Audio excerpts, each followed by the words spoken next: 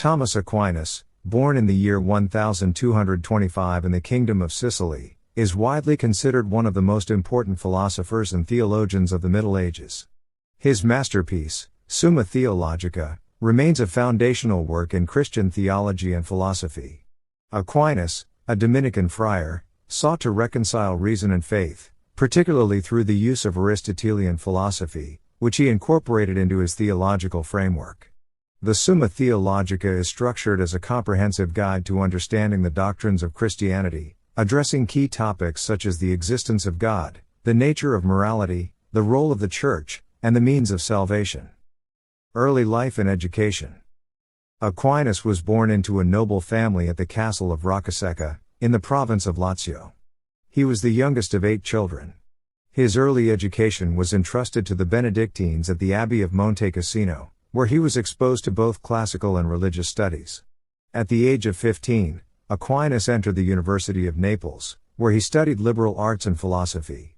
It was at this university that he encountered the teachings of Aristotle, which would profoundly influence his later works. In the year 1244, Aquinas joined the Dominican order, a decision that caused friction with his family, who expected him to take up a more traditional noble career. Study of philosophy and theology. Aquinas' education continued under the guidance of some of the foremost scholars of the time, including Albert the Great, who became his mentor and guide in both philosophy and theology. Albert the Great was an influential figure who, like Aquinas, was committed to harmonizing faith and reason, and he introduced Aquinas to the study of Aristotle, whose works had been rediscovered and translated into Latin by scholars of the Islamic world. In the year 1255, Aquinas completed his doctoral studies, and he began teaching at the University of Paris, the intellectual center of the medieval world. The structure of the Summa Theologica. The Summa Theologica is divided into 3 parts. The first part addresses the existence and nature of God, the second part discusses human beings and their ultimate end, and the third part deals with Christ and the means of salvation. Within these 3 main sections, Aquinas presents his arguments through a series of questions, each of which is broken down into articles. These articles are carefully structured, with Aquinas posing a question, followed by objections to his own position, and then providing a counterargument before concluding with his definitive answer. This methodical approach reflects the scholastic method, which Aquinas mastered. The existence of God. In the first part of the Summa Theologica, Aquinas addresses the question of the existence of God. His 5 proofs for the existence of God, known as the Quinque Viae, are among the most famous aspects of his philosophy. These 5 arguments are based on observation and reason, and they demonstrate the necessity of a first cause, an unmoved mover, a necessary being, a designer, and an ultimate source of goodness. The first of these arguments, the argument for motion, posits that everything in the world is in motion, and because nothing can move itself, there must be a first mover, which is God. The second argument, the cause and effect argument, suggests that every effect has a cause, and there must be a first cause that set everything into motion. These arguments build upon the concept of God as the necessary and eternal being who is the foundation of all existence, the nature of humanity and ethics. Aquinas devotes the second part of the Summa Theologica to human nature and ethics. Here, he explores the relationship between reason and the will, and how human beings can achieve their ultimate end, which is happiness through union with God.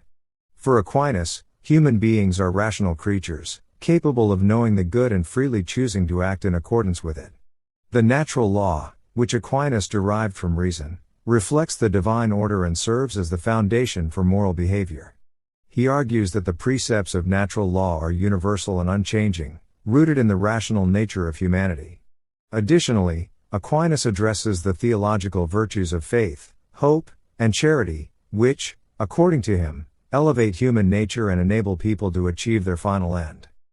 The role of Christ and the sacraments. In the third part of the Summa Theologica, Aquinas turns his attention to Christ and the means of salvation. He argues that Christ, as both fully divine and fully human, is the perfect mediator between God and humanity. Through the Incarnation, Christ made it possible for humans to be reconciled with God. Aquinas' understanding of the Eucharist as the actual body and blood of Christ is central to his theology of the sacraments. He sees the sacraments, including baptism, the Eucharist, and penance, as essential for the salvation of the soul.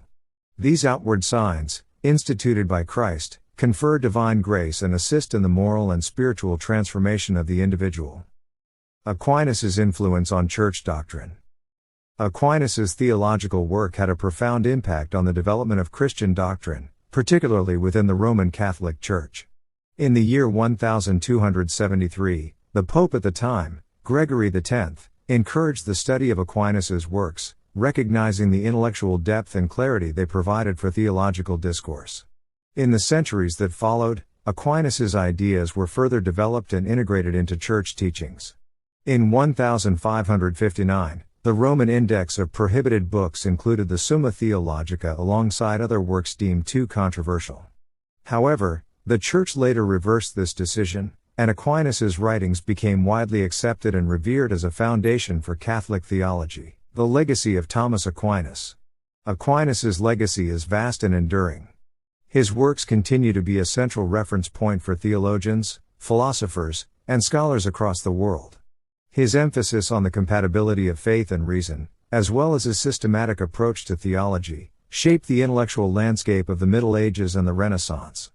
His influence can be seen in the works of later philosophers such as René Descartes, Immanuel Kant, and even in modern discussions on ethics and metaphysics.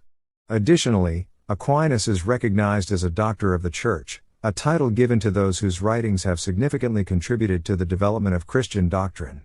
He was canonized as a saint by Pope John XXIII in the year 1027 and declared a Doctor of the Church by Pope Pius V in 1574. Thomas Aquinas' Summa Theologica remains one of the most influential works in Christian theology and philosophy.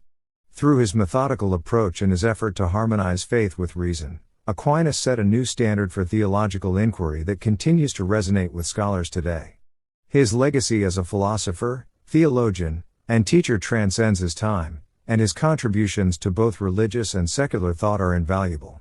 Through his work, Aquinas not only shaped the direction of Christian theology but also advanced the broader philosophical discussion of human nature, ethics, and the divine.